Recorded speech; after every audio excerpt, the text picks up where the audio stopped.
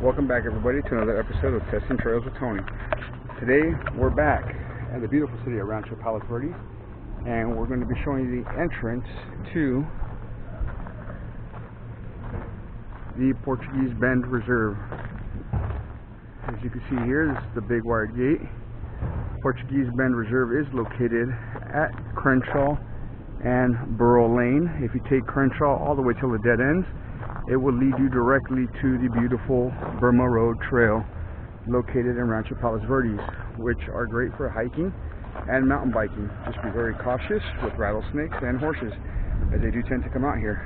As you arrive here, you see this awesome map of the trailhead to give you an opportunity to view whatever it is you want to go, or wherever it is you want to go. And once again, thank you for testing trails with me. I appreciate your time.